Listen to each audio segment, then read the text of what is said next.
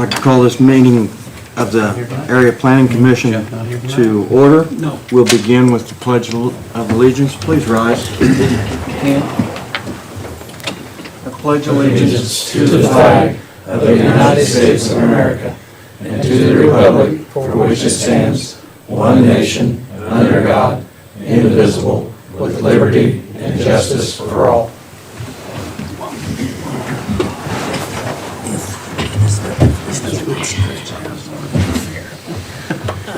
Anybody has any questions they want to leave on the parking? Just do it.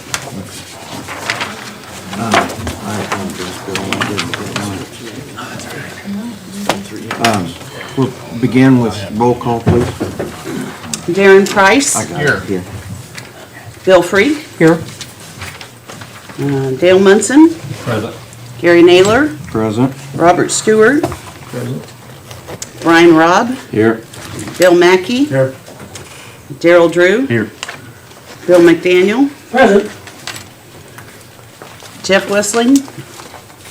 Here you go, Dale. Yeah, And nobody down to your Beverly house Reed. but Brian, so thanks. We do have a quorum, so we'll proceed Oh, man. with, You got I don't think we have any minutes tonight with us for approval. So, we had on here the parking amendment, but I'd like to reverse 4 and 5 on the agenda, and I'd like to talk about the redevelopment, the TIF redevelopment resolution, and try to get that voted on up or down tonight, first of all. And then if we have time, we'll proceed on with the parking amendment. We do have BZA that needs to start promptly at 7 for, they have 2 public hearings tonight for special, I assume, Bill, special exceptions. Yeah, 2 special exceptions. One is a special exception plus variances. And for the one for the Reed project, we have people coming down from the Fort Wayne area. And for the Kroger project, we have people coming from the Cincinnati area. Okay. So, We had quite a lengthy discussion last month's meeting on the TIF resolution. Since then, Bill has, as director, he has lived up to his obligations and made a report on whether it, in his opinion, whether it does or does not follow the plans of the city's comprehensive plan. comprehensive plan. Thank you. You're welcome. We all get tongue-tied. I hope that everyone had a chance to read over that and look through that. I'll open the floor for any discussion or debate with Bill on that report or questions that you may have. Bill, so this is just your opinion, right? Yeah, and the reason I also specifically copied sections, because you see all those blocks of text. Those are actually directly out of the city comprehensive plan. Thank you. And the idea is that, okay, the local economy, okay, there's the economic side of it, there's the land use plan, there's infrastructure, then public facilities, economic development, and then actually when you get down to the very end of it, the city of Connersville comprehensive transportation, but also the comprehensive plan does specifically call out, develop, and amend a new TIF district on page 204 of the city comprehensive plan. So in my opinion, those various items right there do support are consistent with the requirements that the Indiana code requirements that it be consistent with the city comprehensive plan. So, and, because I was looking through it and I really did not come across anything that was unfavorable toward it, because I was looking for both. And I also read it line by line by line. Okay. Any other questions for Bill or comments? In reference to, Is there, when is this TIF due to start? At what date are they gonna start collecting on it? I can't answer that. That's, I think, yet to be determined, if I understand the process. Well, there wouldn't be any thing to collect until the growth is The there, last right? TIF went back a year to collect. Correct. I just wanna know where this one starts. Adam? Yeah, thank you. Based on the declaratory, the base year would be assessments starting in page 24, not taxes, assessments. So it would essentially start next year with a 0 incremental. Everything that is budgeted for next year will be base. So it'll essentially have 0 value. The TIF will have 0 incremental value and 0 TIF revenue for the foreseeable future until it has a identified project come into the area.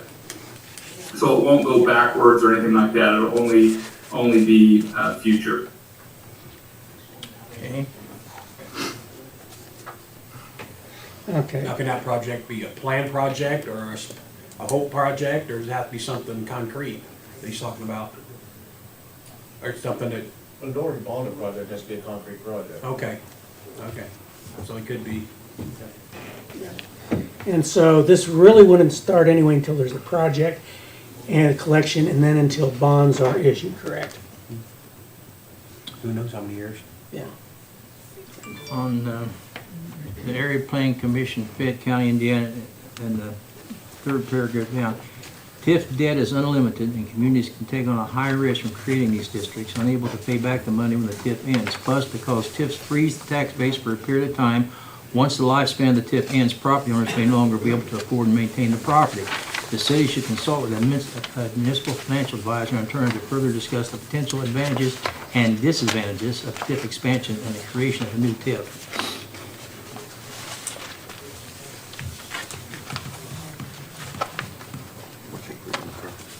Bob, which page is that? Under which part? Well, they're not numbered, but I see it, I'll tell you real quick here. 1, 2, 3, At the part that starts under implementation? 5, 6, page 7. Okay, and what's the header for that, Bob? It's the third paragraph down. Oh, okay, all right, thanks, Dale.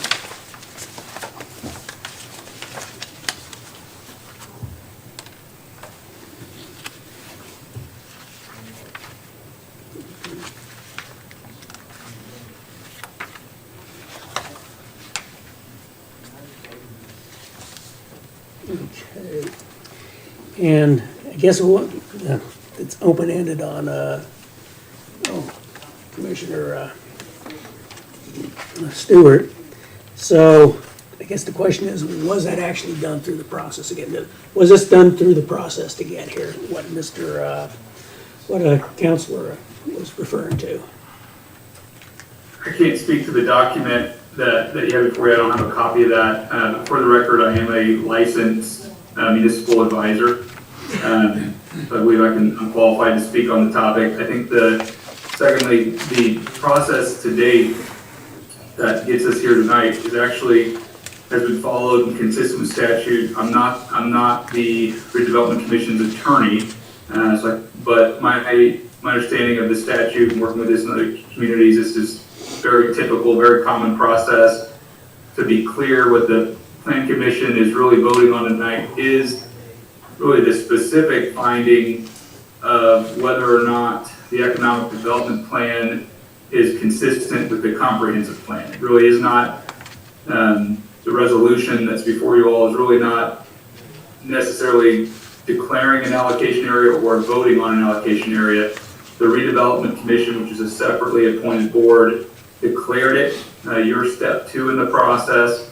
Then it would go back to the city council for a sort of confirmatory resolution for further amendments, and then finally, per statute, would go back to the redevelopment commission, assemble all those different resolutions, the final map, final economic development area, have a public hearing for the taxing units, city included, county included, and that would be really the final vote. So really the decision of creating a TIF or not creating a TIF is not really the main point of emphasis tonight. Tonight is really just trying to make sure that the commission finds that it is or is not consistent with the comprehensive plan.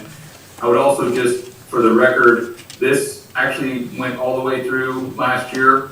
This body approved it in the past, and based on feedback, the redevelopment commission actually reduced the size of the allocation area and forego enacting, which it was fully approved, and actually decided to walk it back through the whole process just to be very clear and transparent. So what you have before you is exactly what this body approved in the past, but actually a smaller version based on feedback that they had received. Okay. I'd be better if I knew what the comprehensive plan said. What's the purpose of the comprehensive plan? For the betterment of the community, for the betterment of Connersville, Well, Fayette County, or what? That was why in that one email, I provided the link to all the plan commission members to the city comprehensive plan. You know, the link was there for everybody to use or not use. Okay, we have a freezing of taxes. Is this only on TIF-generated properties? Yeah, so I would caution against the term freezing of taxes. I think that is a Well, not to you, but to me it is. Because I'm on budget. Yeah, with all due respect, the TIF does not freeze budgets. It's a common misconception. If I don't know which unit you're representing, but to the extent that it's one of the municipal agencies, County Council, Budget Committee. We had to meet the budget. And I want to know what's going to happen to it. Yep, so your general fund, all of your levy-based funds are guaranteed by state statute to be at their maximum levy dependent.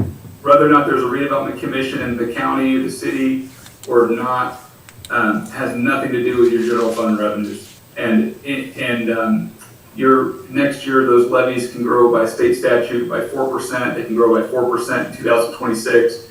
Whether or not this body votes up or down tonight or next year, that is not impacted whatsoever. The only thing that is impacted long-term is cumulative capital funds. The Fayette County has one that is, they have multiple cumulative capital funds, but they have one that's above the maximum levy, and that's your cumulative capital development fund. And matter of fact, this fund would actually gain revenues long-term if this TIF is successful, would not lose. So I think it's just really important to understand what the TIF is doing and what it's not. Also, what a misconception is that this freeze term gets kind of out there where they think that the base gets frozen and that locks in your tax revenue. That is flawed on multiple levels, but in the most simplest terms, the base does actually grow. We covered that in depth last time, that neutralization process, which we talked about, but basically any assessment growth that's not new construction will continue to pass through and be base growth. Additionally, keep in mind that even if assessed values grow, it doesn't mean your county's levy grows, right? So it's easy to make that misconception. It's tricky, but really the TIF is really not going to take away revenues. It's not diverting revenues. As long as new projects are coming because the TIF intervened and created a way for that new construction to happen, facilitated that new growth, then there's really no negative measurable impact. In fact, you think about the new local income tax, you think about any sort of new wheel tax, gas tax, business dollars coming in, those sorts of things, new homesteads being built and purchased. That's really what TIF is trying to do, is it's trying to create. I can also tell you statewide, there's over 1,100 TIF districts in Indiana. They've been around since the 90s. Communities have had these for 30 plus years. I think that, schools have benefited from these, counties have benefited from these. And they're just frankly a tool, a competitive economic development tool that this area right now does not have. So that's, I think, why Have it's any being not pursued. worked? I'm sorry? Have any not worked? Absolutely. Yeah, there's great examples of good and bad TIF. I think there's some examples that I'm happy to share. I think in the state and in the country, people have learned, both Indiana University and Purdue University both document these. I'm happy to share the research papers of both. Why did they fail? I would say the one kind of category would be they sort of hoard cash. So the state legislators have stepped in 2016 and state changed the statute. There's now spending thresholds in redevelopment commissions. They have to spend down accumulated surplus. So that would be one way I would say it's failed. Secondly, I would say that they failed in that they didn't ever really create any sort of meaningful growth. That really doesn't hurt necessarily any of the base units. It just is an opportunity cost. You have essentially all the infrastructure and the redevelopment commission. That would be an example of if this TIF is 25 years old and never created any value. That would be like a giant waste of time. So those would be kind of quick examples that come to mind. The other way, wildly successful, would be like, just trying to think of communities, downtown Columbus, Indiana, Madison, Indiana, Lafayette, I'm trying to think of Wabash. Like, there's a variety of different other areas where you think about the really nice downtown kind of areas. Those are all TIF districts, because the reality is a lot of that placemaking and a lot of those investments weren't being funded by the county or the city because those dollars didn't exist. So there's good examples on both, and I think the important thing is to learn and apply. And I think in this case, a TIF in this area doesn't start out good or bad. It's an act of it's a matter of how this thing kind of takes shape. Because of where this is at in the formation process, really right now we're just declaring an area. There's not an immediate project. There's not going to be any immediate dollars at all. So this is really just a discussion on setting up a tool to be able to allow this area to compete in ways that right now it cannot. Have you seen TIFs that covered areas this large and larger? I have actually seen, the largest that I have seen is actually a county TIF in Johnson County. And the original list was, I believe, 3,000 or 4,000 parcels large. We have also seen economic development areas be proposed as large as the municipal boundaries. So we've seen them large and larger. We've seen them as small as one parcel. Okay. But within those really large ones, so of course then could be many different individual projects, correct? And how are those actually approved? The individual projects within that large area? Yeah, within the large area. So each, let's say, spending request is a docket approval of the commission. The larger projects that actually would receive like a project agreement, merit a project agreement based on the size of the investment, or to the extent it did have some sort of TIF grant, TIF note, or TIF bond associated with it, those would actually be specific approvals of both the Redevelopment Commission and Economic Development Commission and the council. Those areas that complete, are TIFs collecting on all the properties or just TIF generated properties? Just TIF generated properties, and it's specifically the real property and just the incremental new real property within that area. So typically business personal property flows through. all the other taxes flow through the generated at that site, and then the base taxes flow through, any trended base taxes flow through. It would just be sort of incremental new construction that would be sort of dedicated to the redevelopment commission. All other funds go to the county council for budget. Yeah, and to the, essentially to the county to be distributed. Yes, right. To the taxing entities. You said earlier, after the public hearing, there's a final approval. Just for better education, final approval is by the redevelopment commission or the city council after the public hearing? Redevelopment commission. Redevelopment commissions, okay. Yeah, the next, after the plan commission, it would go to the city council, and then the actual final public hearing. So it's, all these are public meetings, but the council will be a public meeting, and then there's actually a statutory public hearing where the school, library, county, all those fiscal officers are invited, noticed, they're provided a tax impact statement by law that all ahead of time, and then it's really that meeting that the confirmatory resolution is done. And the best way I can explain it is the RDC starts the process by declaring it, saying, hey, we declare that we have this intention to, here's our preliminary maps and economic development plan. Again, the plan commission is just saying, hey, that plan is consistent with the comprehensive plan. The council is saying that boundary and what the planning commission is confirmed, and then it comes back to the redevelopment commission. And they can be amended throughout that stage. And then the redevelopment commission is just saying, based on the public hearing, based on the plan commission, based on the council, this is now our final list, final adjustment. Okay. All right. Any other questions or comments? I greatly appreciate your input and your knowledge on this. Yeah, hey, I appreciate being a part of it. These are always, difficult conversations just because it's a whole new language and vocabulary. So I appreciate you all for listening, and I'm happy to answer any questions now or after. Thank you. Okay, once again,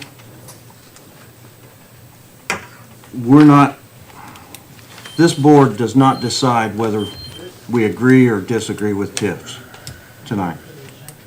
All we are doing is trying to decide whether this a TIF district, if formed, will follow the Connersville Comprehensive Plan or does not follow the comprehensive plan. That's the only thing we're voting on tonight. Floor questions. On, From the floor. Public meeting. I don't need to. the question, page 8. I'm sorry, number 8. The commission finds that no residents in the economic development area will be displaced by any project resulting from the plan, and therefore finds that it does not need to give consideration to transitional and permanent provisions for adequate housing for the residents. Is there anything in your plan that's going to require that? Anything in your TIF plan is going to cause people to have to be relocated? There is no plan, Bob. We can only do projects when they come up, use TIF to attract the projects. I can't tell you what's going to come as well. Well, if the project included widening Western Avenue, you're going to take some houses. I mean, that's what I'm getting at. It says you don't displace people. Then we won't displace people. What's the difference between that and the state coming through and widening Western Avenue? Do what? What if the state decided to come through and widen Western Avenue, and that had nothing to do I with? got a price for changing Western Avenue, and it had nothing to do with relocating any houses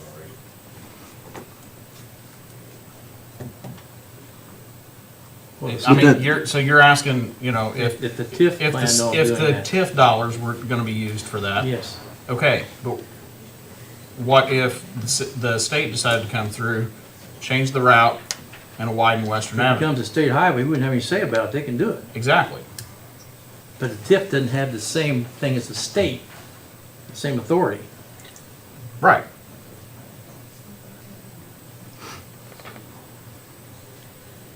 And that's what it's saying here.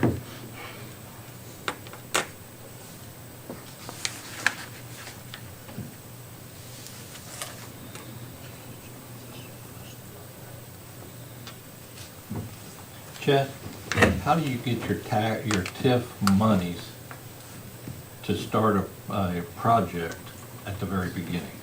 We have to bond the project. So you bond $5 million, City council has to approve the bond for the project. and then you bond it, and then you figure that bond into over, We use the proceeds from the bond to do the infrastructure review, And and then- that's how you track it. and then TIF pays that back, pays Pays that the bond. bonds, Yeah. pays the bond off. That's absolutely right. But you, there again, the city, if I understand it right, cannot create a project on a what if. I don't know. I mean, the TIF growth has to be there to support a bond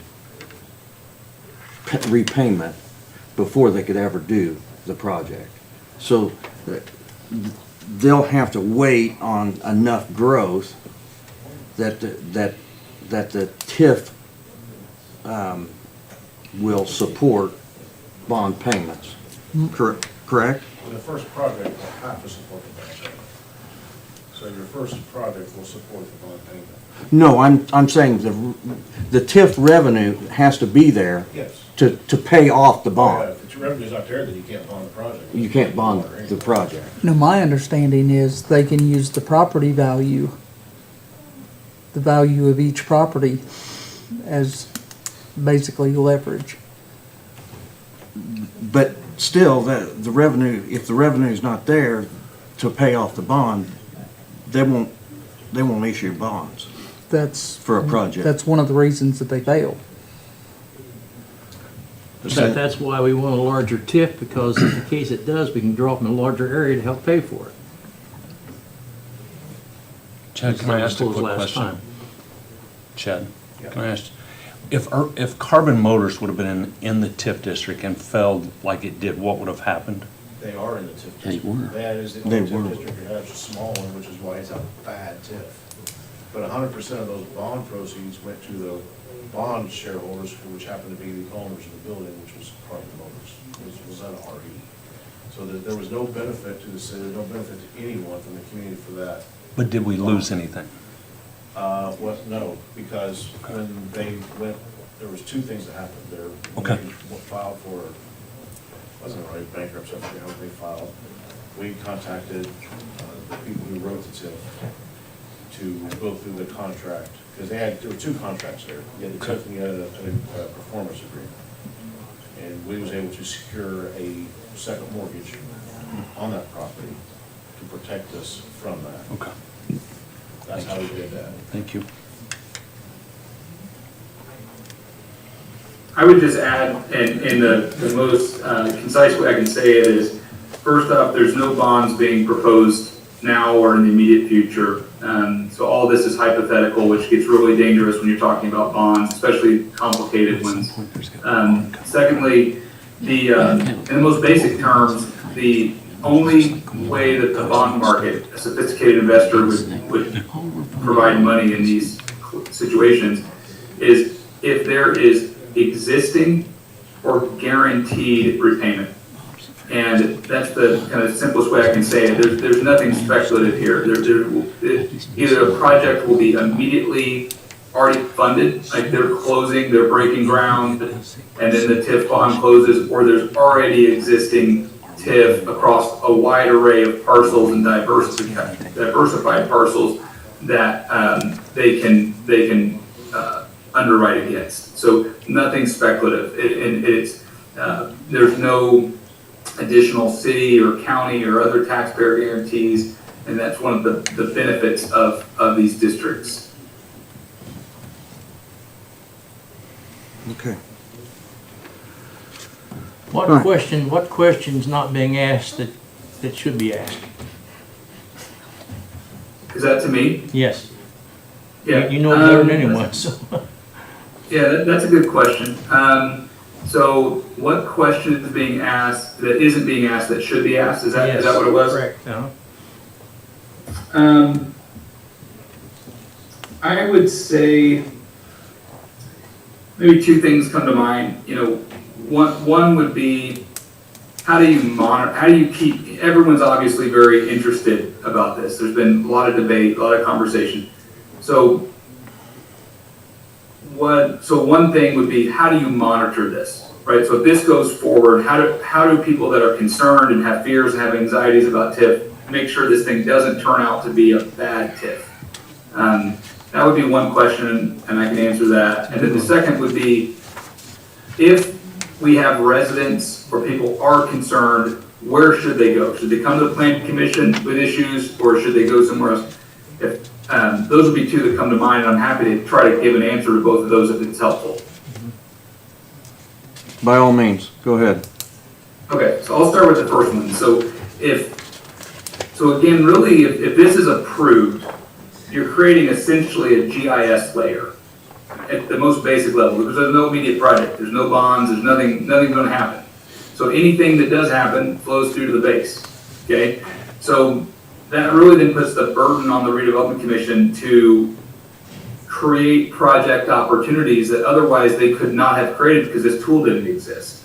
So if you're concerned, or if others are concerned about what the TIF is doing, go to the meetings, follow the meetings, get on the distribution list of the minutes, review the agendas ahead of time. And then if you look and you see project agreements, intention to issue bonds, if any of those hit the redevelopment commission or the council, those would be opportunities that each have separate public hearings, and you have their own sort of approvals, right? Where residents, business owners, other taxing unit officials could go and play a role. I mean, I'm a big believer that TIF is a collaborative exercise, and it's really a community district, and should be open and abundantly transparent. So that would be kind of how, if you're concerned and you want to follow this, you can do that. That would be how you can make sure that you're managing kind of the effectiveness of these things. And if at any point the TIF is either not successful, doesn't create any growth, the reality is these things can be expired. They can be terminated, going forward as well. Who terminates it? Was there another follow-up? Was there a question on that? Yeah, who terminates it? The redevelopment committee or what? Yeah, so if the redevelopment commission, and then let's see, I believe the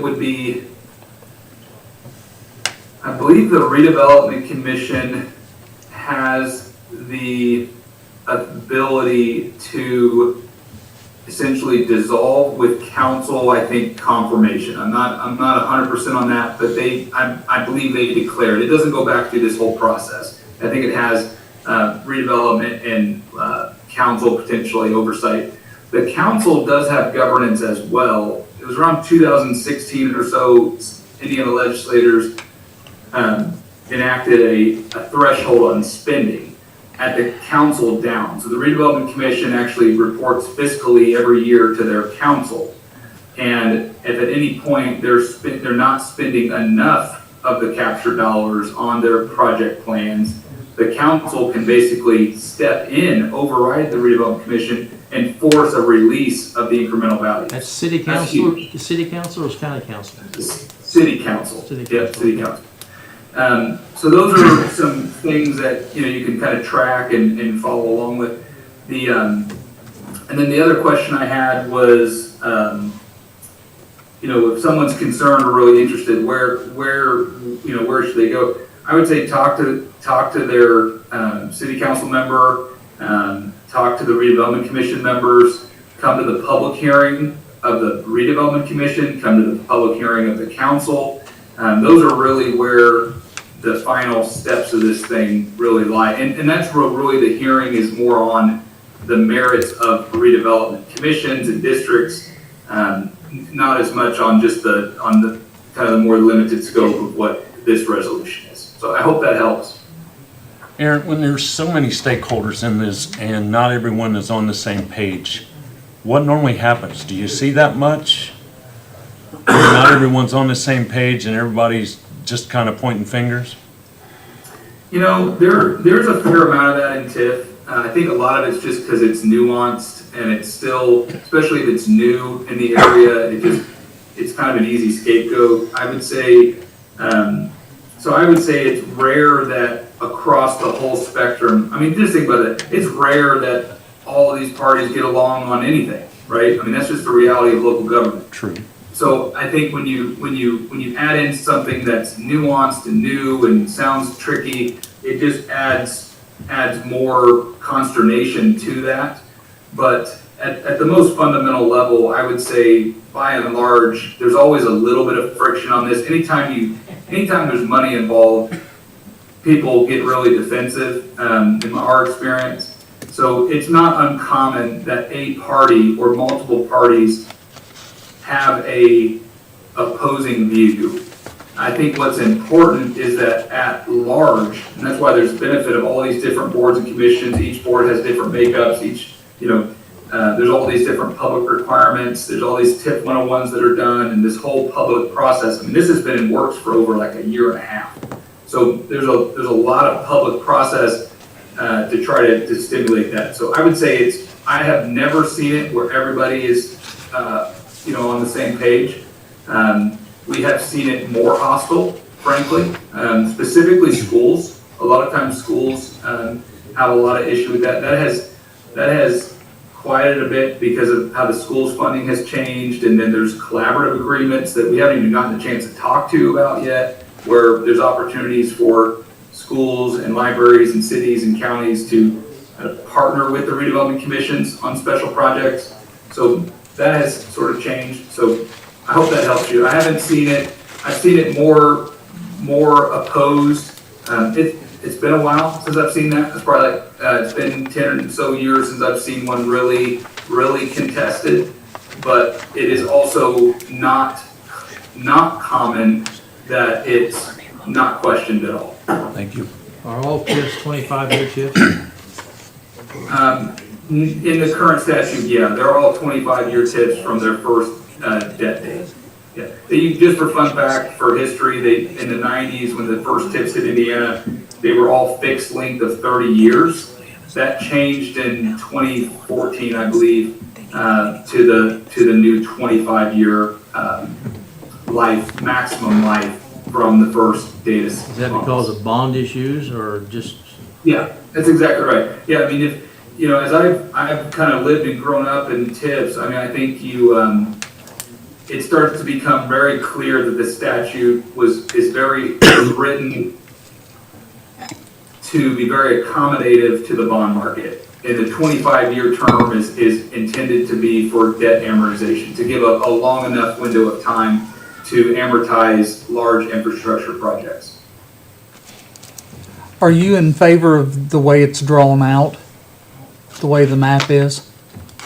Yeah, I think I'll reserve an opinion on that. I think I don't think there's anything that is in this map that we haven't seen, right? It's in commercial districts, it's connected, it's been shared around the academics to try to get it. We've seen maps larger, we've seen maps smaller.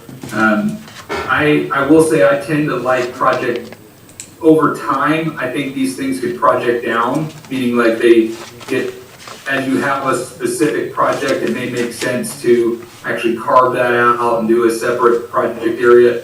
That's way more complex than I can kind of probably explain virtually tonight, but I don't see a major issue here. I think the biggest benefit in a bigger area is, I don't know the names of the members on video, but the gentleman that mentioned just the broad diversification, that's really the big benefit there. It's just you get a larger area to both, kind of diversify risk, but then also an ability to have a broader area to reinvest those proceeds. Well, the reason I ask is my hometown, they did a TIF project in 2006, and they started off with just one low-income neighborhood that was in despair, and they fixed it up and they regenerated that revenue, and then they went to another neighborhood, and basically they started off doing it for the residents, and then they went into commercial districts. That's the way it's supposed to be done. Yeah, my hometown's still doing it right now. Yeah. They still have a That's TIF. where they were set up for. Residential TIF didn't come about till last year. They started it in 2006 in Hopkinsville, Kentucky. Well, I'm talking in Indiana. We didn't get residential TIF, actually residential TIF, did it come out this year? I don't know, last year it started. It's still a lot of questions with residential TIF here. Yeah. So I think in this case, in Indiana, residential, there's been aspects of residential that have been around for a while, specifically apartments have been around. But most recently, there are 4 different residential TIFs that can be created in statute in Indiana. And, yeah, I think, it's, like I said, I've seen them as large as thousands of parcels. And more specifically, thousands of agricultural parcels, not existing, commercial districts or anything like that. And then we've seen it as little as one parcel. And I think either of those, are consistent with what you see statewide. Now, TIFs cannot be used to buy land, right? Oh, TIFs can buy land. I saw something in here where they're not supposed to be doing it for land, but for development. Yeah, they can. It's like I said, I'm not an attorney, and I don't want to try to act like one. But I will say they can buy land. There's different mechanisms by which they can procure property. I don't know all the specific nuances, but they can certainly buy land. Okay, thank you. We're kind of up against the clock for the BZA meeting, so I do want to move forward with this. I would entertain a motion to approve the resolution. It will require 5 yes votes, will be the majority of the board, total board. We will have to declare, if we vote no, we'll have to declare in the why it doesn't match the comprehensive plan with our votes. So I just want to make, Yeah, and by the same token, a motion to say yes is also requires how does it actually meet the city comprehensive plan? And you can use the materials that I prepared, because it's, in my opinion, going through that as an actual professional planner, that it is consistent with the city comprehensive plan, and that's my job as staff to the Area Plan Commission.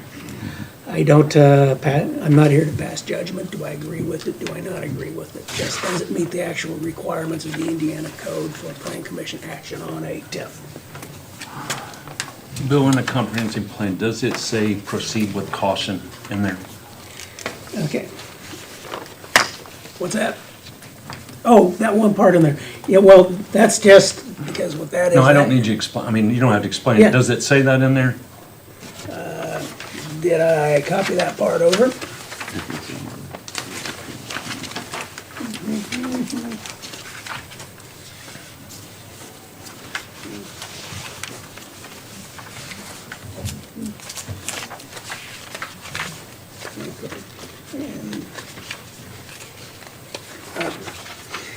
And as far as proceeding with caution, that is what the city's doing by going through this process.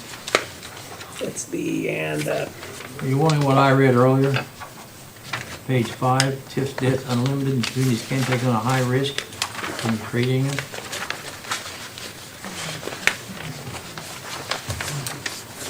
And unable to pay back the money when the TIF ends, plus because TIFs freeze the tax base for a period of time. Once the lifespan of the TIF ends, property owners may no longer be able to afford and maintain the property.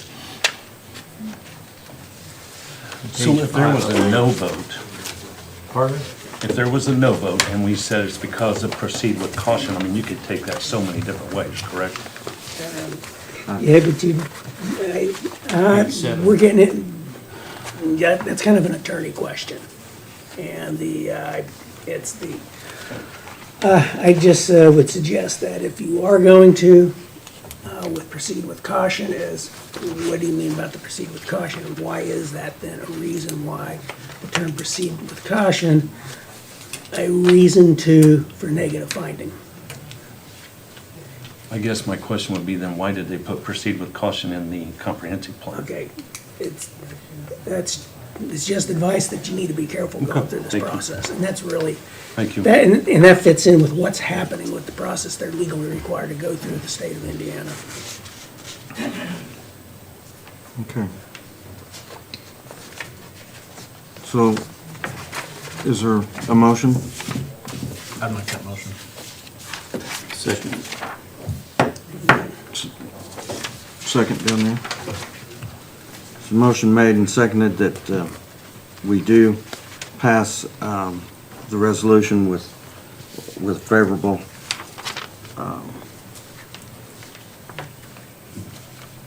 that it does meet the comprehensive plan, the language of the comprehensive plan. It has been made and seconded. A reminder, you vote yes if it does meet the comprehensive plan, no if it does not meet the comprehensive plan. It is not a yes, I agree with TIF, or no, I don't agree with TIF tonight. That's not for this board's decision to make. Is there any other discussion? All in favor? Roll call vote, Roll call. please. Darren Price, Based on Bill's report and my own reading of the comprehensive plan, my vote is yes. Bill Free,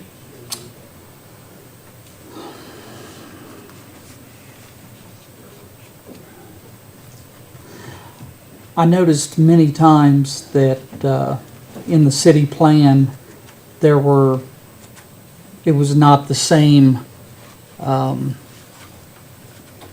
was not the same boundaries and not the same as what we were given. So it seems to me like it'd been changed several times. Also, it says that the city will amend or review, amend, and ultimately replace the zoning and subdivision ordinances with a unified development ordinance. So this adds another zone and subdivides areas. So I'm a no. Dale Munson, With Bill's recommendation, I'm going to vote yes. Gary Naylor, I also agree with Bill's recommendations. It does follow the TIF plan, or the comprehensive plan, and I vote yes. Robert Stewart, No. Brian Robb, Yes, based on Bill's report and moving forward. Bill Mackey, I'm gonna vote yes, based on Bill's report and what I've read. Darrell Drew, I'm gonna vote no. 5-3. 5-3, is that correct? 2, 3, 4, 5, 5 yeses. yes. Motion passes 5-3. And then we need to get the signatures for those. And you have a signature. That this one? No, this is Board of Thank you all Zoning. for your time, and Thank if I you. can be of any assistance in the future, just let me know. I'll drop my email in the chat. Thank you. Thank you. These are Board of Zoning Appeals. Yeah, there's 2 of those, and I also have one that has the plan commission seal. Gary, based on the vote, how it went tonight, I'm gonna guess you're gonna say this was a Is it this successful one? meeting No, that's versus correct. last time saying it was a waste of time. Is that correct? There you go. No, I wouldn't say that. I'm just curious, So, because that's just a personal one. everybody signs it or what? I know I wasn't 6. here. 4. I was going back to say, I couldn't. Yeah. I'll pass it that way first. I think everybody should have it. That's why they want to vote. No, I said it. He said, no, he did. You go back and watch it. The parking amendment, do we want to address it in about 10 minutes, or do we want to postpone it till next month as well? Well, we've taken care of this. I haven't had anybody come through with anything else for the Area Plan Commission. So we've taken care of this, so this won't be on the December agenda also either. So we'll have a clean agenda to actually have discussions on the parking I'm not amendment. commissioner. Do we want to wait till December? Okay. All right, then we'll move on down the agenda. The Solar Energy Steering Committee has met and has organized. We have scheduled for, what's more? You're going to start in December. This is for the yes. Yes, we are meeting on a monthly basis. However, we did decide to wait and start in January, so, and it'll be the second Thursday of the month, and right now, we're gonna meet in the courthouse, continue to meet at the courthouse. We did have a good opening discussion, and Darren and I kind of laid out the ground rules and everything of what we wanted to accomplish and what we kind of give the committee the guidelines of the procedures, what would happen, how it would happen, and how everything's voted on, and their recommendations would come back to the full board, and the full board then would vote on it. In turn, it would go to the commissioners and the council again if there are any changes to the ordinance. How many So are on the committee? there ended up being 10, 9 plus the 2 of us. and I think one was not there. Right. So I think it made 10. Yeah, at the meeting. Yeah. That's a decent, that's a nice number. So there, and I think we do have a mix of people. I think we've got people interested in the industrial zoning, or industrial solar, people not. So, I think we've got a good mix, and hopefully They're free to they'll, plant corn if they want to. I'm sorry, They're free to plant corn if they want to. Those are the ones that's against it. okay. Okay. Zoning code amendments, accessory uses, and any progress there, doesn't appear. No. And the reformatting, no additional progress. Yeah. Director's report, Dan. Okay, I have, okay. Okay. Let me pass these out. And then- Okay. Pass that.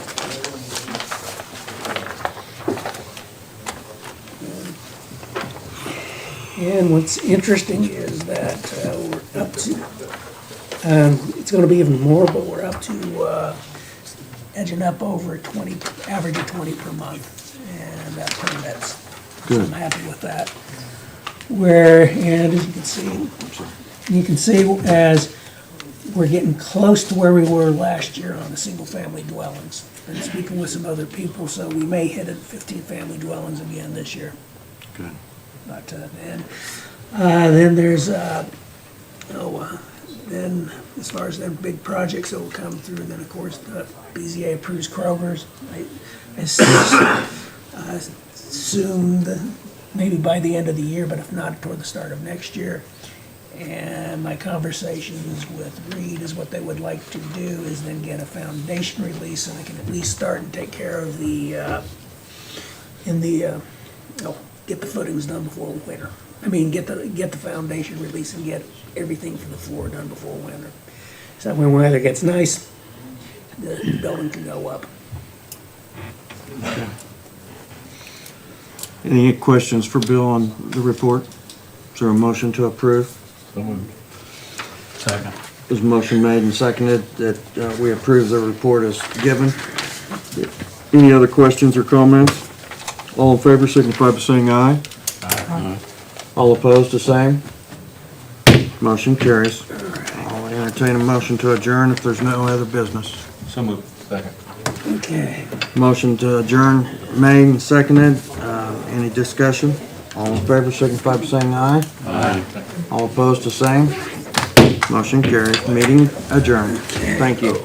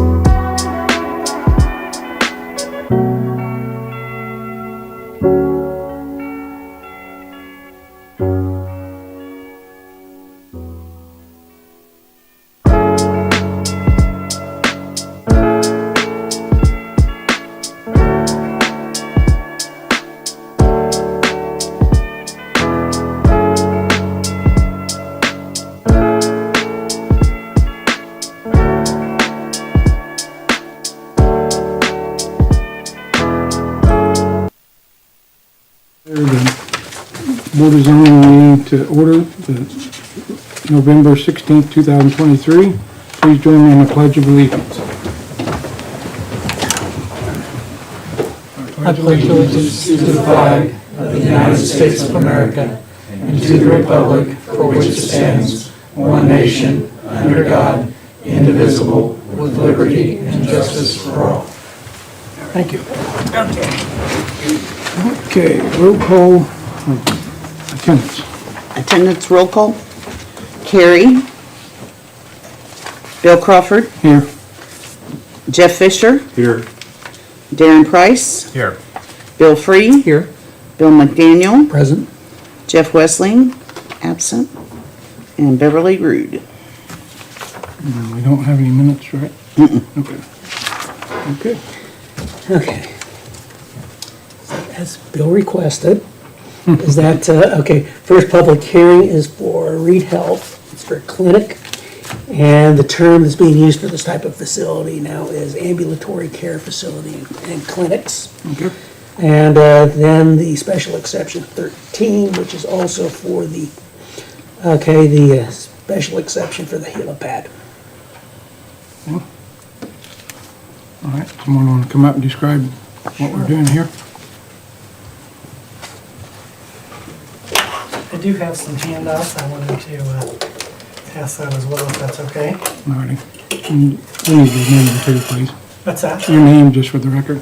Carrie Shep with MSKTD and Associates, 1715 Magnavox Drive, and that's Fort Wayne, Indiana. And I can give you my card afterwards if that's I was be gonna say, great. give me Yeah. your card after you get done, You please. have to talk slower. Trying to say I can't keep up? Maybe. Okay. Yeah. Thank you. Yeah, and what Carrie's passing out is a short version of a large document that I didn't provide all of you because it's very detailed about the I also how it have a works. little bit of additional information. Some of these you'll see in our presentation, and some are additional information.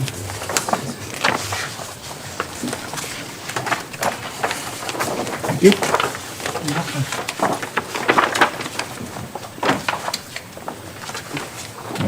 You're welcome.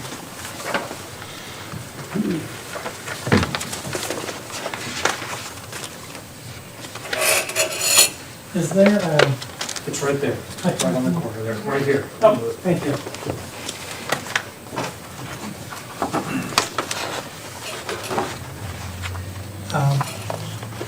Or do you want to start tonight by saying that we are presenting an ambulatory care center for Reed Health, which is to help and treat people with illness and injury within the community. I also want to start by thanking Bill McDaniel, Brad Coulter, Fire Chief Jones, Mayor Frank, and all of their staff for helping us get to this point in the project that we are presenting tonight. Also here with me tonight is Jeff Cook from Reed Health, who I'm going to let speak a few words here in a minute. I have Betsy Williams with HKS. They are the architects on the project. Rex Alexander is with 5 Alpha, and they're our Hill Stop consultant. And then online, we also have some additional members from HKS and Hitchcock, who did the landscape design for the project.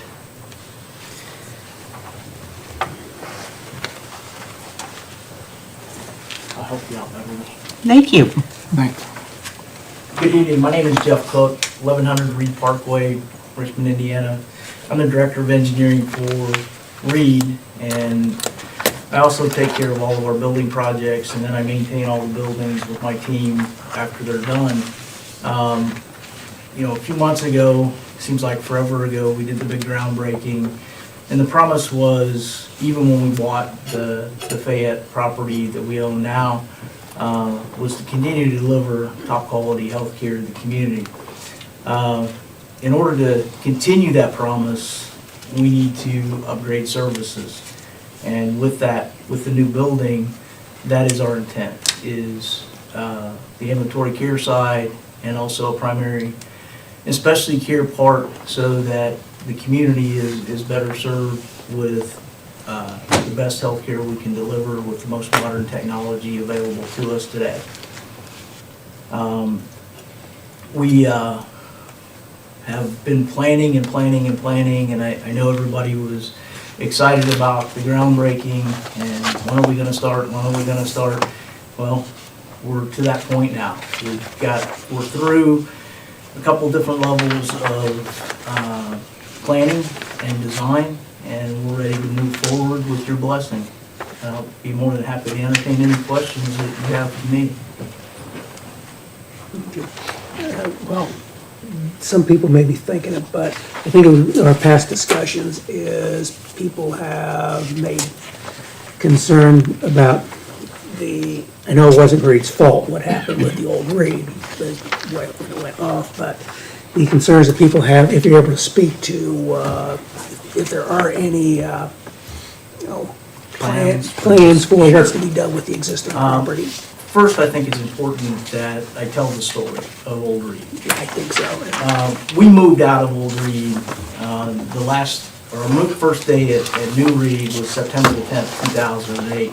2 years prior to that, we had sold the property on Chester Boulevard, the former hospital, to an entity that was going to develop it into a couple of different ideas that never panned out. We were a tenant. We paid rent to that new owner for 2 years, and subsequently that building sold 2 more times. The first buyer couldn't get financing to do their dream. The second owner also couldn't get it. The third owner is the one that made the paper, and my words, raped and pillaged the building with anything valuable, and then walked away and made the paper for not paying taxes and all that good stuff. All public records.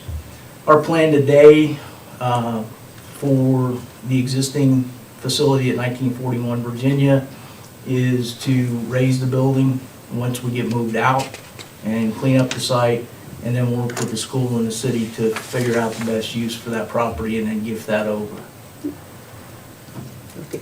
Yeah, thank you for that, because, like I said, that's been a big concern for a lot of people. Not a lot of people understand what actually happened up there. Yeah, and I'm glad to tell that story, and it's, I was part of it from the get-go. I've been at Reed for 31 years, and so intimate with the new building, and now obviously with all of our properties that we've developed in 8 counties and 2 states. Anybody got any questions for you? No? The only other one I might have is, when Reed bought all Fayette's properties, there are many scattered around. Will this condense everything into one location, or will there still be some of those outliers? It will not condense everything into one location. We tried that. The site was not big enough to make that happen, and also the cost was not conducive to make that happen. Are we asking questions about the design and layout right now also? Try to answer anything that you got. Well, Sure. I think Carrie'd probably be the one with Carrie's. Carrie or Betsy would. Okay, Yeah. I can wait. I just have a couple questions. Go ahead. I'll do my best, and if I need some help, I'll. Okay, well, the first one is the ambulance drop-off. How tall is the awning gonna be? 14 and a half feet underneath, Side, 14. decked underneath the roof, so ambulances and fire 14 trucks and a half feet. can pull up there without any problem whatsoever. Okay. Oh, by the way, Mr. Free is also one of the EMTs. EMT. Yeah, He's an ambulance guy. We're not gonna repeat what's at the existing facility. thank you. Also, how big is the helicopter pad gonna be? What size? 45 by 45, that's what I looked up there. 45 by 45. Yeah, the overall footprint, I want to say it's 103 feet, 103 feet clear area, which is the FAGO and safety area included. So that is big enough to accommodate a Dolphin or one of the large helicopters? I looked at all the aircraft within about 150 miles, short of a Blackhawk. It'll Mhm. accommodate everything in the region. Even Parkview's new, it goes to 169 that they're getting soon, so, Mhm. yeah. Also, there's electric lines right there in the back. I'm assuming that they'll have to be moved and taken care of. That's correct. And there's no issue with, there's a cell tower. Looked at the cell tower, no issues with the cell tower. So has the FAA been involved in their blessing? I've already had early conversations with them, so as soon as we get authorization to file the paperwork with the Federal Aviation Administration, that's called a 7480 form. Once it goes through all the different lines of business at the FAA, and then we'll get an airspace determination letter within, if God smiles on us, 6 months. And then I work really closely with the Indiana Department of Transportation and their Aeronautics Division, hand in hand in that process. Fantastic.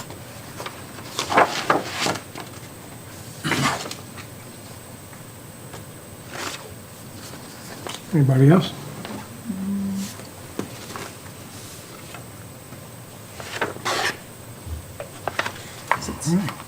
Showtime for Carrie. Okay, great.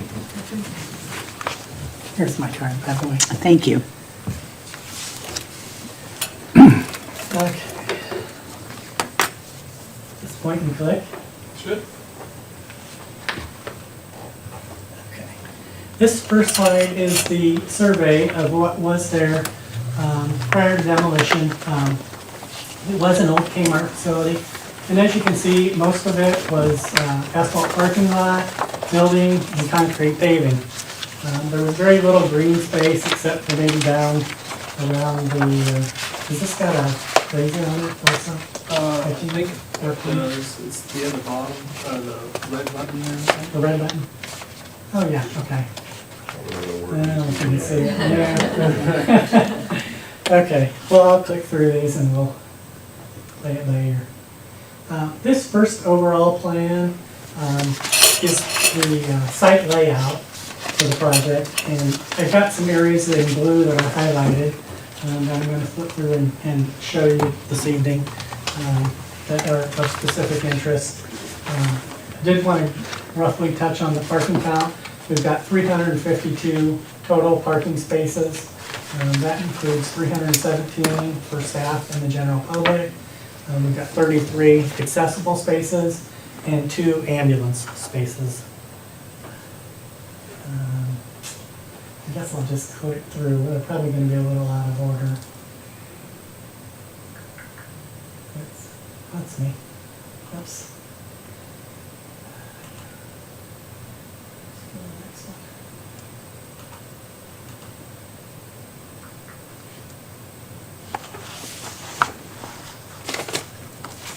Skipping some of my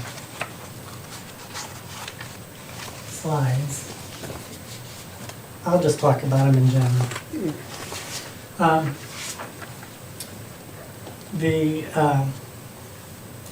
The main entrance drive is off of State Road 1, and we're moving that entrance drive approximately 50 feet south of where it's at now. We have been working with NDOT on the entrance, because Reed Health would like to have a signalized intersection right there. We know there's going to be a lot of traffic going in and out. We did have a traffic study done a couple years ago, and the counts that were used then were from like 2018. And we did not warrant signalization based on the traffic study that was done. So we have since had conversations with NDOT. They recommend that we go back and have another traffic study done with current counts, which we're currently doing. And we're hoping those counts come up enough that will justify signalization for that intersection. If not, then we'll have to abide by what the NDOT's requirements are, which without signalization, currently that's a 4-lane road. They want us to stripe the southbound lane. That's the center lane, that's the inside lane, about 450 feet back from the intersection, so it'll be a designated left turn left turn lane into the facility from there. How does that, moving the entrance south, how does that jive with the 24th Street intersection as well? We're still a significant distance away from the 24th Street intersection, and we're actually making some modifications to 24th Street as well, because we are using that as we've got a couple entrance drives off of that. Can I ask a question? When they get done presenting, yeah, thank you. Our intent is, right now, 24th Street's pretty narrow. When you turn off of it, it's wide enough, but it narrows up as you head back. And we want that the full 24-foot width back to our second entrance. So we're planning on widening it and working with the city on getting that. We've had some conversations with Brad Coulter since then. So that's the thought on that. And that will have to approve the move of the intersection. So we're going through all the proper procedures we need to, and we don't think it's going to be an issue.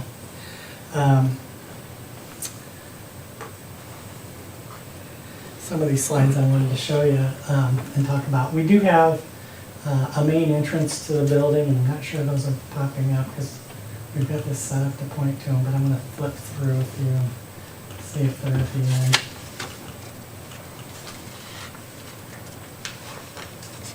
This one is really slow.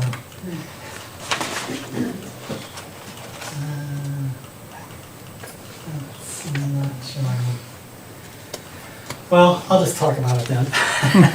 The main entrance to the building is, it's going to have a drop-off for it, and we've got a lot of the ADA parking centralized around that area. I can kind of point to it, I guess. It'll be in this area right in here, and like I said, we've got a lot of ADA parking. We do have an outdoor plaza area that will have some raised seating, and then a lot of landscaping and some tables. So it should look very nice. It's a great place, great outdoor gathering space when the weather's right. And then we also have an emergency department entrance, which is just to the north here. And again, it's going to have a drop-off also. And then again, we've got a lot of ADA parking in that area as well. And then the area just north of that is where the ambulance drop-off would be. We've got that kind of, we're putting up a little bit of screen wall and doing some landscaping as well in that area to kind of screen that off from the general public. And that's on the north side of the building. And there's also a couple places for the ambulances to park. And then in addition to that, just to the east where the bump out is there, there's an ambulance garage to pull the ambulances inside that area. And then we do have the helipad up here in the northeast corner of the site, which again, we're getting all the approvals on, going through the process and getting all the approvals on. It is a helistop. It's not a heliport, it's a helistop. And the main difference is we have no fueling stations in there. And the frequency of the flights, we're only anticipating about 2 to 4 outbound flights a month. It's mainly only outbound patients is what it's going to be used for. Again, we do have Rex here who can answer any other questions concerning the helistop. As far as the site lighting is concerned, the areas you see here in red, those are the new light poles that we're proposing for the site. We do have some site lighting that will be on the building as well. So the site will be well illuminated, but we are using cutoff fixtures, so there will be no bleed off over onto the adjoining properties. And then the pole heights is going to be 25 feet. On most of the poles, the 3 closest to the helipad, I believe, are only going to be about 15 foot in height because of clearance requirements. And then, let me go back and talk a little bit about drainage. This isn't working right.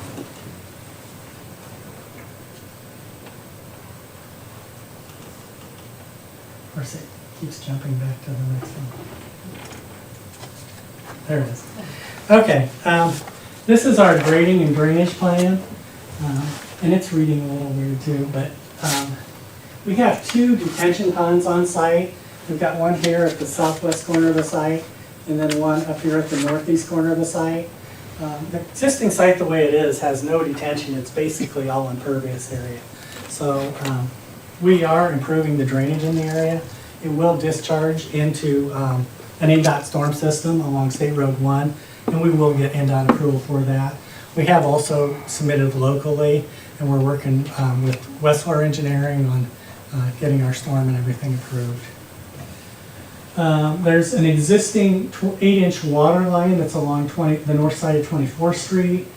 We'll be tying into that, and the building does have fire and domestic service, so we'll be running up along the east side of the building, coming in the north end with our new water service. There's also existing sewer service that the Kmart was using that's at the north end of the site. We are tying into that and planning on utilizing the same sewer that was used for that Kmart facility. And then gas service comes in along the north side of our property off of State Road 1, and there's a gas main there, and we're planning on tying into that, which is also what the Kmart was using at the time. Let's through.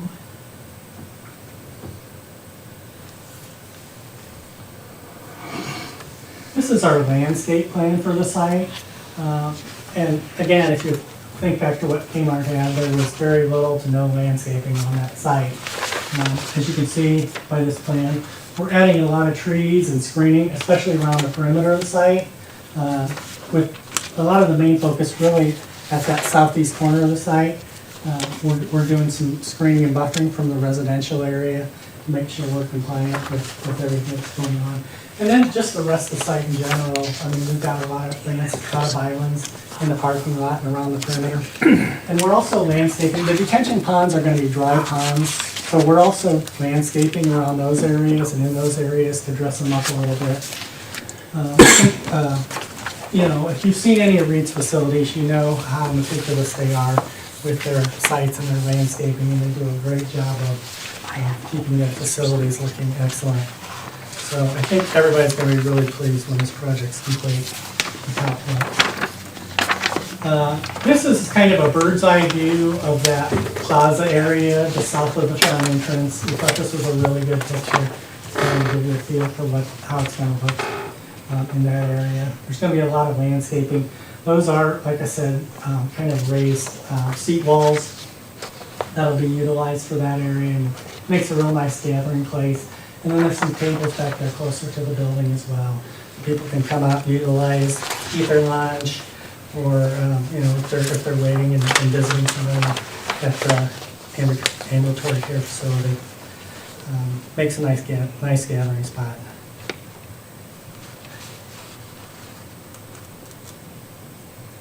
Looking through. This is just another enlarged plan of kind of that, showing all the dense landscaping we're putting in that plaza area in here. These are all beds that will have landscaping in them as well. The back airport area, one thing I forgot to mention, was we are putting like around the helipad area, we are planning on putting like holly around there rather than fencing it. Which is more of a thorny type bush to kind of deter people from going back into that area. And then we're into the building portion. Hopefully it'll work a little better than my site. I apologize. Oh, I was going to have you to continue. I don't know if I want that job. Oh. I didn't see the slide. That way you can blame it on him. Oh, yes. My name is Betsy Williams. I'm part of the architecture team on this project from HKS, and we're very happy to be here with this group to tell you about this building that we're very excited about. Just briefly, we'll show you what this exterior looks like. That upper view is from the southwest, flying over Kunkel's, heading towards the new building, and then the lower view is from the northeast. And what those are essentially showing is a building that is in one story, that piece that comes toward North Park, and then as it heads south, it becomes a two-story building Both primary public entrances are marked by a subtle curve and a metal part of the building. The rest is primarily brick, as you can see.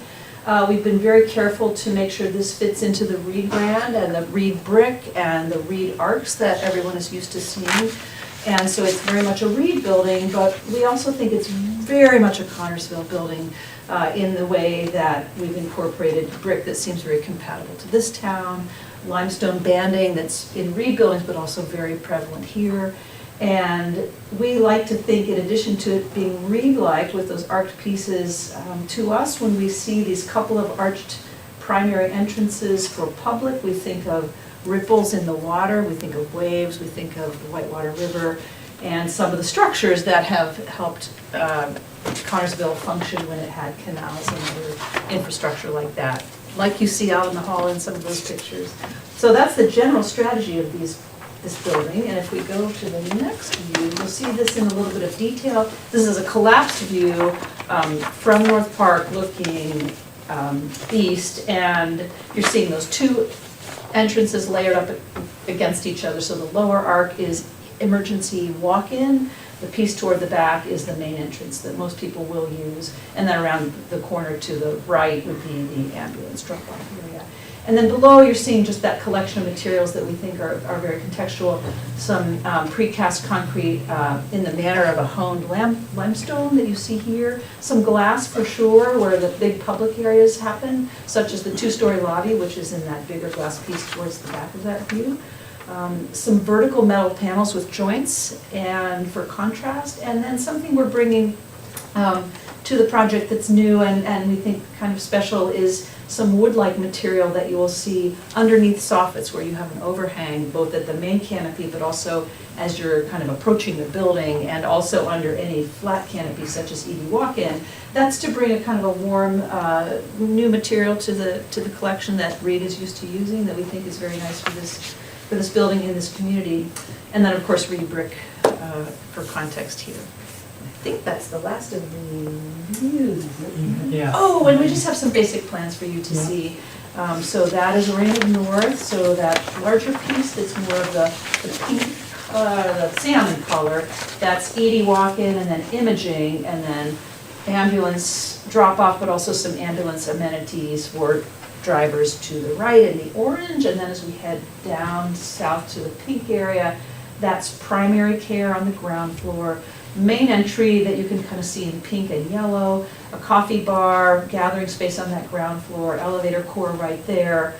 And then if we go up to the second floor, we will see, again, most of that is one story, but to the south, the remaining pink area is specialty care clinic. And then the upper part of that lobby and some open to below space. So when you enter that lobby, you'll have this kind of open space with a view to above and a light-filled room.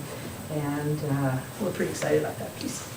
I think that's it for my plans. That's all right. It's all right. So Thank you so much. And how we're- far away from the campground that they got there is the building gonna be? You know We that? meet the setback requirements. Right.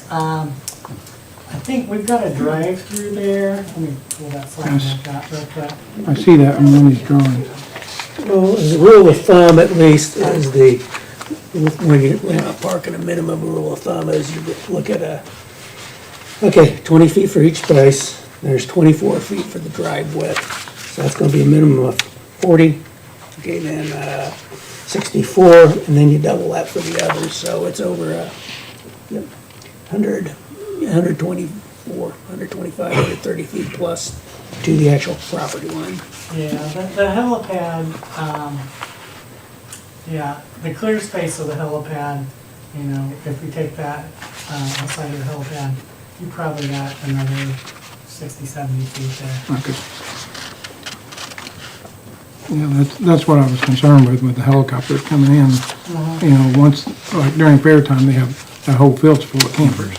Right. Okay. And the services are okay with you guys putting bushes around the helipad? It's one of those, what we work to do is to keep honest people out.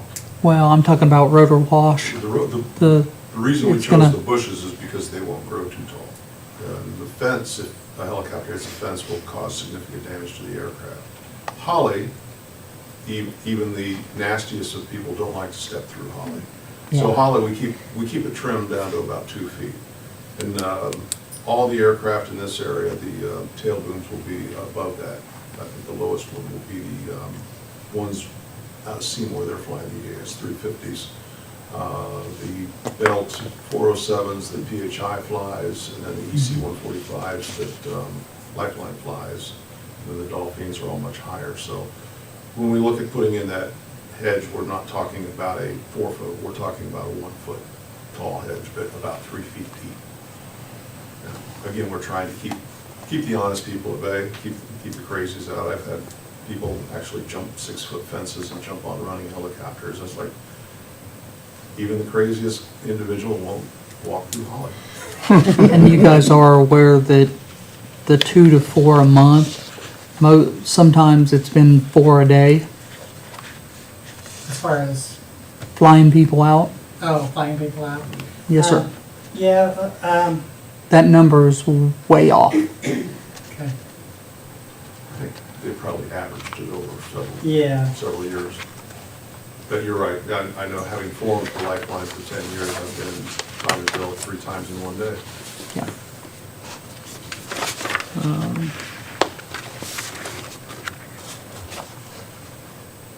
You got anything, Jeff? No cath lab, I take it. Correct? No? Where's the large O2 tanks gonna be stored at? For large oxygen? We're gonna do it with bottles. You're not gonna have a huge fill station like Fayette has? No, we're not gonna have a liquid tank. We're gonna do it with tanks. The usage for ED lab and imaging doesn't warrant a liquid tank.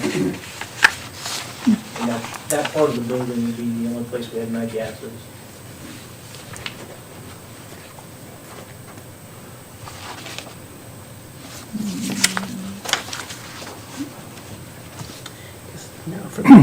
Anybody else for presentation wise? Nope. Okay, public? You still have a question? You need to come up here. Sorry. Part of the policy. We know you're in shy, Kevin. Name? Jill and I, we're excited for this project.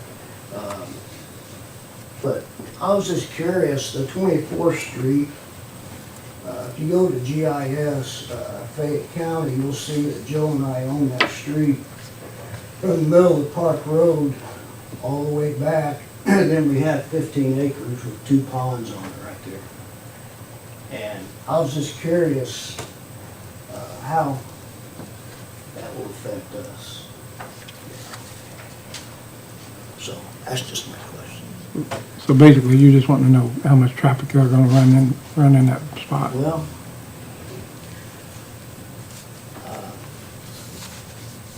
I paid a lot of money for that property. I just Right. wondered what the hospital, how that's gonna affect Jill and I. One of you guys want to address that? Sure. Thank you. We are, like I said, we are having a traffic study done, and it anticipates counts. Our main focus, like I said, is to get the main entrance signalized, because that's where most of the traffic's going to come in and out of the hospital. As far as the traffic along 24th Street, really the main entrance for 24th Street, as far as that goes, would be to the back of the hospital, or a service entrance, and they have very little. We do have a maintenance area and a service area, but they have very few trucks or anything going back in through that area. What, did we talk maybe like 1 or 2 a month? Yeah, well, we would have smaller box truck deliveries and that kind of stuff. But semi-deliveries are probably not gonna happen there because the volume of what we need doesn't warrant that. The plan is to have everything delivered to the main hospital like we do now. And then, 3 times a week, we run a box truck down and offload whatever they need, toilet paper, paper towels, that kind of stuff. we don't have a huge storage area for, you know, paper goods and that kind of stuff. We're not having any food service, you know, like a cafeteria or anything like that in here. So we're not running milk trucks and that kind of stuff every day and that kind of stuff. So, you know, will there be a little bit of truck traffic? Yes, but it's gonna be smaller box trucks versus semis. I was just more about the improvements, like I maintain that road, I've been maintaining that road for 18 years. I do all the patching, the asphalt patching. I was snow plowing that road. Will Reed take that over? I can commit I to plowing back still do that. from 24, I can commit to plowing and taking care of the road from 24th Street to the end of our property. That's not a problem.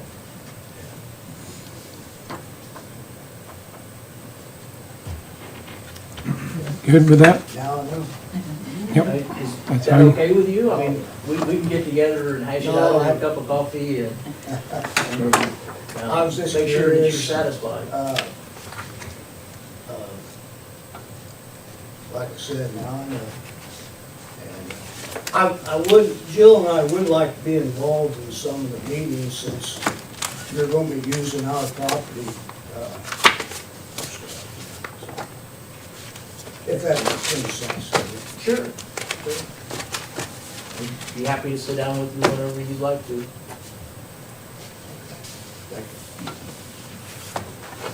Okay. Any more questions? Okay, we declare the public meeting closed. Discussion amongst us.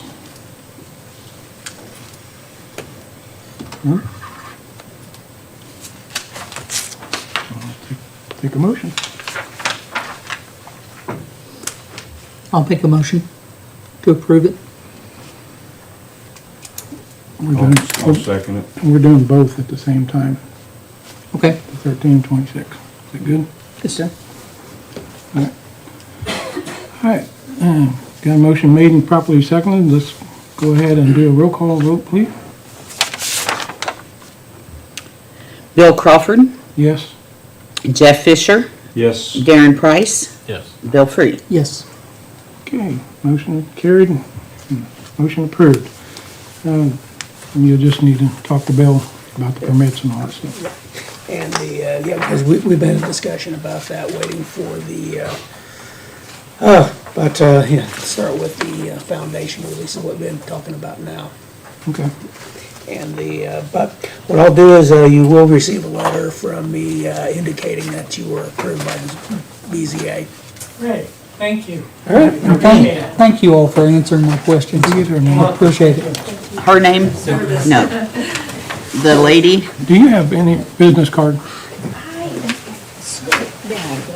Business card. Do you want a business address? You can just write it, or you can just tell her and she can write it. Okay. And is it a work, do you like to have that address? I don't need your address.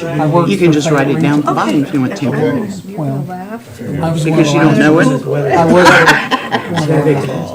We get too much to remember and it falls out of our brain. And these are the guys, the 5 Alpha is the guys that are doing the habitat. Well, I've probably missed it a few times. Yeah, that's fine. Share a scene somewhere. This is good because Yes, thank and I you, have though. the correct I spelling and appreciate everything. that. No, it's good. We're excited about this. Just making sure, I think This has been so fun. it'll be interesting to see how So fun to the make a get along building when for it's this town. fair. There's a lot to go on. Yeah, Great especially history. because they do a horse show Exactly. several times right through there. Having those discussions. Oh, I don't know was how the gonna horses say- are gonna like the helicopters. That's Dale Munson. He's one of my partners. Okay. He would be good to get some feedback from also. I mean, if we see it might be a challenge, we may wind up going to the airport during a fair day. Oh, That's- that'd be that's an nice. option. We did Because I that. don't think the horses He's would like also- you. He's also on the fair board, by the way. So that, I mean, that's an option. That's one of the things we want to make sure we don't want to be. fair is a big thing for us. I know, It I is. Grew up in small town Indiana. I know exactly what you're talking. 4-H. God, I was. Oh, 4-H Lord. for 10 years.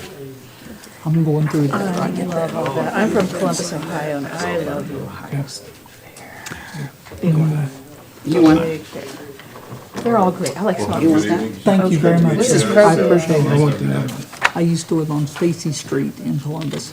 Where is Stacy Street? It's a big one of town now, you these know. and It's over close to, Because I had two of them for you that the had Goff stamps House. on. Oh, they're right here. What's it called? So specifically have those with the Sounding certification very stamp. familiar. It's been a while since I Thank you. It's Germantown. German Village. Yes, ma'am. Wow. Wasn't that a fun place to live? Absolutely. This is Reed. Yeah. That is a special. Thank you, Betsy. Aw, thank you all. We need to talk. Okay, if you give me long enough to run back to the bathroom. Okay. That was interesting.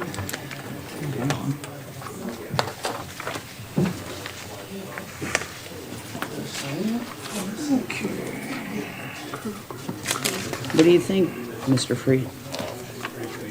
I think it'll be very interesting. I think it'll work. I think it'll fly. I think they've done their homework for sure.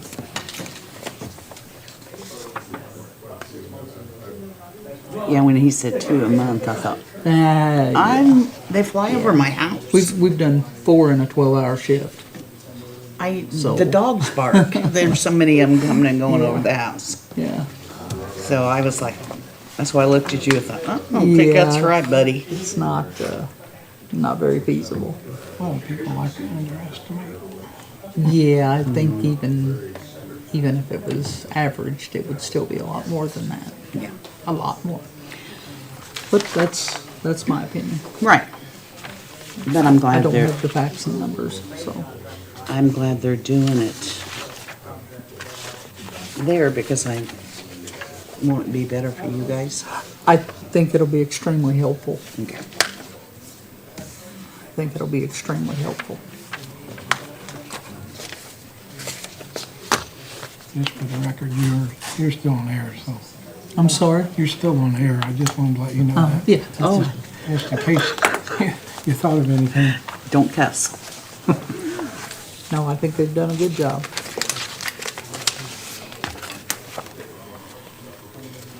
And I have the staff reports for all the Kroger too, for some reason.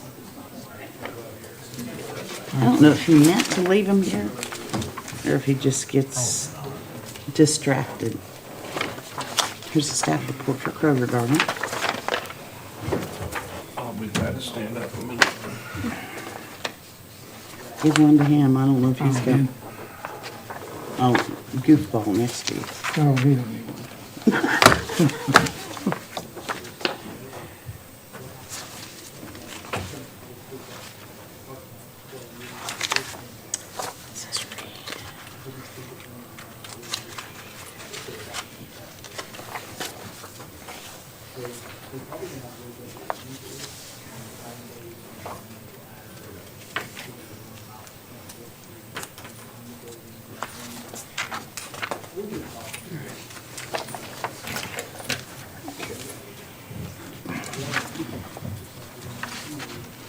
Okay, now, Bill, this time though, we do have two different things to vote on separately.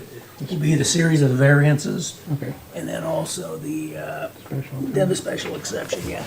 So everything can be explained at one time. The discussion doesn't need to be separate, Okay. but then you'll need to vote then first, of course, on the variances, because the special exception, of course, is contingent. Okay. And now declare the public meeting open for, Hearing. public hearing, I'm sorry. Public hearing for Kroger Company, petition number SE 230003. You want to come up and speak, please?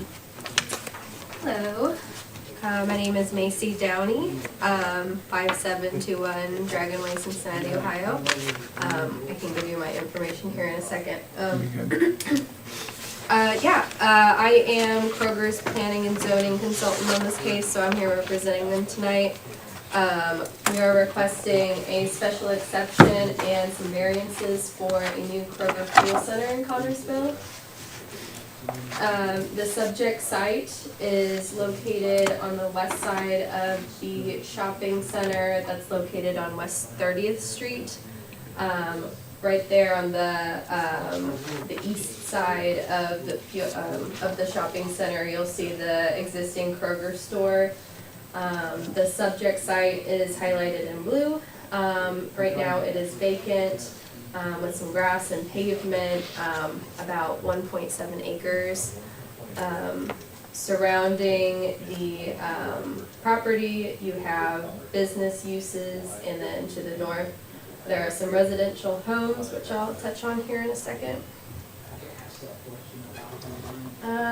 Looking a little closer at the fuel property in the site plan, you can see that the fuel center proposed there has 5 double-sided dispensers, so 10 total fueling spots. And then over top of those dispensers, you have the fuel canopy. The kiosk is that little rectangle there off to the side. That building's about 177 square feet. Not very big, but it will be manned at all hours of operation by a Kroger employee. And then I'll also touch on, we are proposing some outdoor sales under the fuel canopy, which will include things like snacks and other auto-related cleaning supplies. Sometimes they do firewood, ice boxes, just your standard convenience items that you would find at a convenience store, gas station. And then to the south there, where those ovals are located, those two are the fuel tanks. And if you see the squiggly lines everywhere, those are the path of the fuel truck that will come and dispense fuel into the underground storage tanks. If you look on the zoomed out version of the site plan, you can see, well, it's a little cut off, but you can see the fuel truck circulation plan comes in from West 30th Street, circles around the existing Kroger, and then around the canopy, dispenses the fuel into the tanks, and then comes out the way it came in. And I'm pretty sure, I would assume Kroger's trucks for the store use a similar route, so the fuel truck definitely will not be interfering with any of the auto traffic in the parking lot for the shopping center itself. I just have one observation, is the width of the, toward that east end, the width of the drive on the property is kind of narrow. The existing one? Yeah, the one that's to the east is pretty narrow. Yeah, I'm not sure what the existing, Yeah, so as you put these together, you probably want to look at doing something with that, making it a little easier, especially since you're going to have a semi come onto the property. right. Yeah, so, Noted. yeah, because that, me going through it, that's the only thing that sort of, got my attention. And it's one way that goes around the Yeah, back. currently it's right? one way. It's only one It can way. be changed to 2 ways. Yes, ma'am. Okay, yeah, we'll note that for sure. We haven't gotten to the nitty gritty of all the engineering details, and I am not an engineer, but that's definitely something we would want to keep in our minds going forward. Yeah, because there's a couple utility poles along that as well. Right, okay, good to know. And then, okay, last thing I'll point out on this plan is the dumpster, which is located on the western pavement line over there. If I go to the next slide, you can see it a little bit better. That will be screened with plantings and a masonry enclosure. Other plantings will include a 20-foot buffer along the north side, which has the residential properties I mentioned earlier. That'll be 20 feet in width. There will be a solid fence back there as shown in the detail, and additional plantings with trees and shrubs. Otherwise, landscape-wise, we just have a couple decorative plantings along the pavement line, and in the little peninsulas on the east and south property lines. Is there any parking spots? There's no parking, stationary parking proposed. Kroger's found that most people just park at a pump to, if they need a snack, but usually they're there getting fuel. And there is a lot of parking existing in the shopping center. So they feel the demand is met, with the parking that's provided Yeah, by the it's dispensers. basically the non-commercial. So all that yellow over there, is that grass? Yeah, it's a little distorted, but yeah, everything that's shown in a shade of green is grass or vegetation, trees.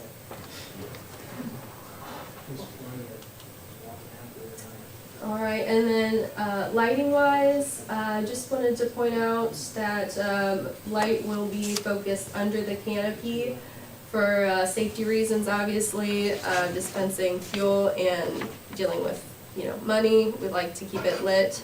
However, that's kind of where the lighting ends, under the canopy, and then from there, the light dissipates quite dramatically. I just wanted to highlight that the top portion there is the 0-foot candle area near where that residential is, meaning we're not adding any additional light to that area, so there will be absolutely no glare from the fuel station onto those residential properties. And here we have the elevation. This is what the fuel center would look like. You can see the dispensers, canopy, the little kiosk. We're proposing a Kroger branded little shopping cart on the kiosk that's permitted by code, and then we have the Kroger branding on the fuel canopy itself with their new logo and the LED price panels on there as well. The canopy is about 16 feet in height. Therefore, our LED sign is going to be about 16 feet in height, which is taller than code permits. This would be one of the variances we're requesting. And then the Kroger badge exceeds the amount permitted for wall signage, so that would be another variance we're requesting. Really, I think the main driver for needing this signage, one, pricing is the most important thing when determining where you're getting fuel, and since we do have this large shopping center with the Kroger on the opposite side of the shopping center, we want to make sure Kroger customers and anybody else in that parking area can see the price of fuel, because a lot of times people will join their trips to the grocery with a trip to get gas, use the fuel points, So that is a really important piece of the fuel center is the LED sign. And then again, tying the branding of the fuel center with the store to make sure that's where you can spend your fuel points. That is a Kroger affiliated gas station, is also very important. So what's the hours gonna be? They typically reflect the hours of the store. I'm not sure exactly what the store's hours would be, but 7 a.m. to 10. yeah, it'd probably be something similar to that. Are they 24-hour credit card? No, it'll be closed after hours. Oh, okay. Because they're unmanned. Okay.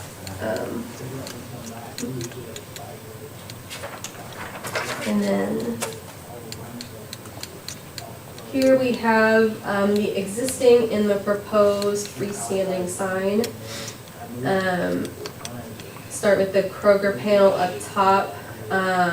Really want to just replace that panel with the new and improved logo and branding. And then second of all, want to replace the manual change copy sign with the LED electronic message board sign. Again, we have potential customers in the in the shopping center, and then we also have them on West 30th Street passing by. So we want to make sure that they are able to view and make a decision based on the fuel prices that are presented. I know there are 2 other gas stations, I think, at this corner which have, basically the same kind of signage to advertise their fuel prices. Let's see.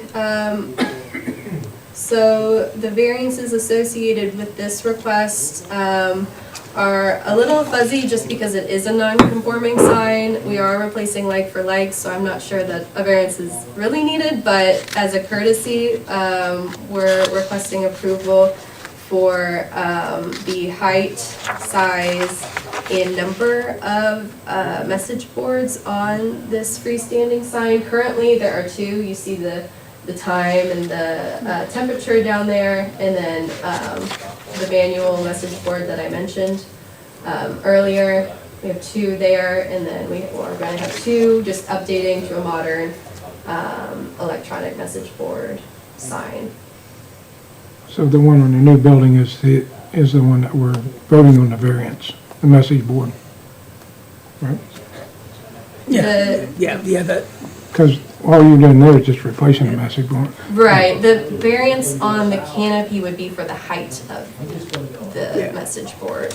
Which one's the new message board then?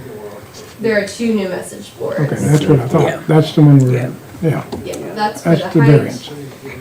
Well, we had conversations about that, and if there's even even if there's kind of a gray line right there, that you could make an interpretation something wasn't necessary.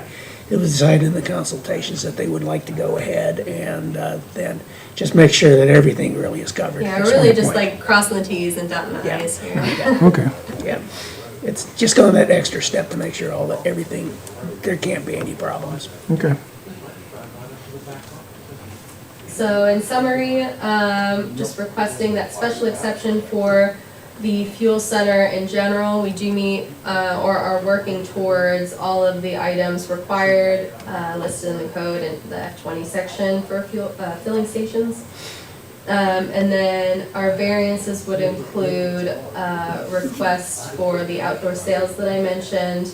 The code mentions vending machines are not permitted outdoors, so again, just making sure that the outdoor sales presented are approvable by your standards. And then as far as the signage, we're requesting the variance for the canopy signage, which includes the Kroger sign and the LED board being too high.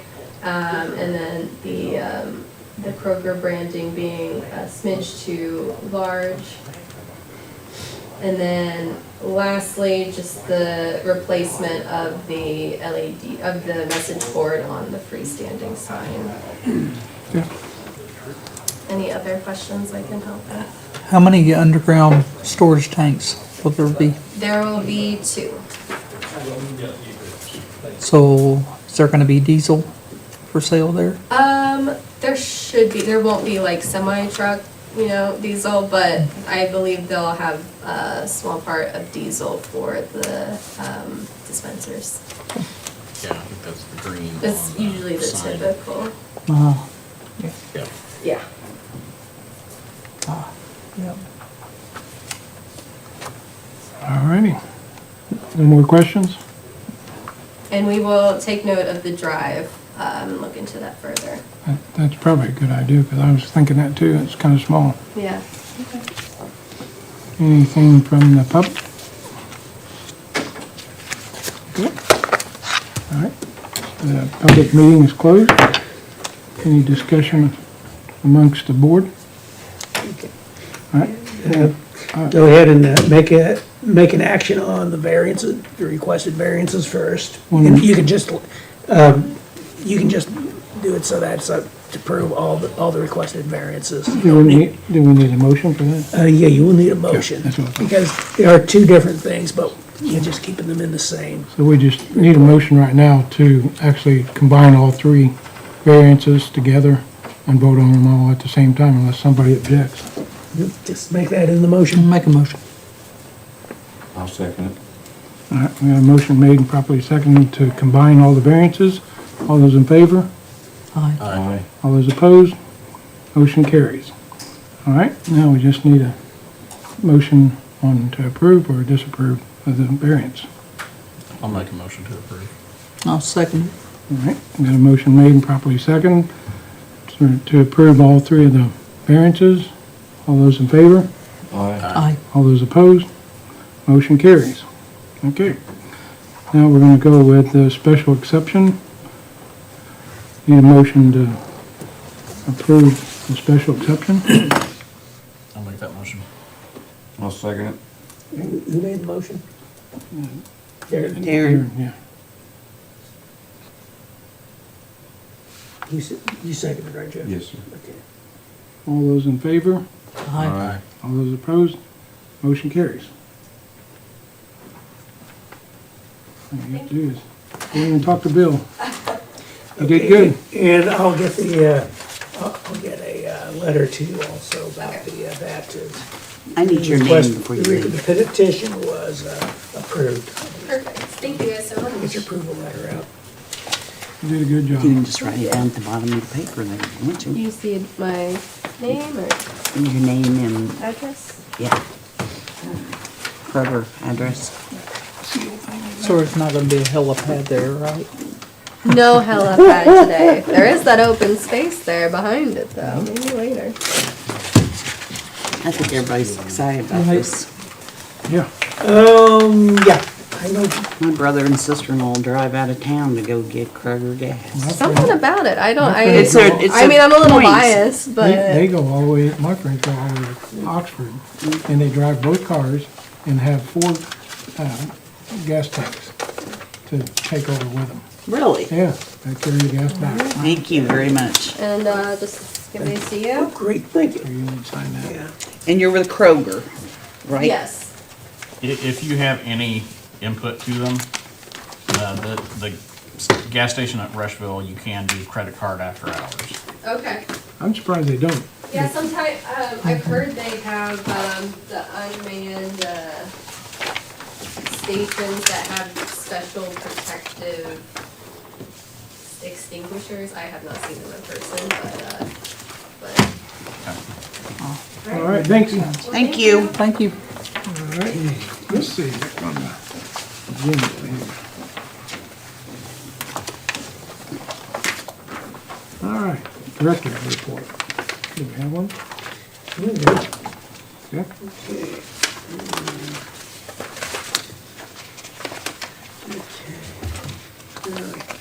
I think I interrupted when I was trying to do this earlier, but, okay. Gee, I'm surprised nobody left them behind. I got mine, we'll look at it. Okay, what I was gonna say is the, Bob never takes his stuff. Darren's got one. Okay.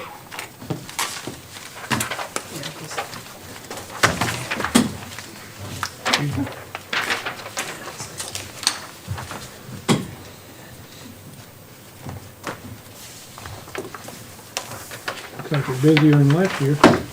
Yeah, we are. I don't know if he wants to see that or not. That's good to hear. Yeah. And we'll probably catch up on the total number of the new dwellings as we had last year, so that's good. All right. Looks like next is adjournment. Take a motion. Did you guys approve the director's report? Oh, yeah, we better do that. Director's report. I motion to approve. I'll second it. All right. Well, thank you. Motion made, properly seconded to approve the director's report. All those in favor? Aye. All those opposed? Motion carries. Now we'll do adjournment. Make a motion. All right. I'll second it. Motion made, properly seconded to adjourn. All those in favor? Aye. All those opposed? Adjournment.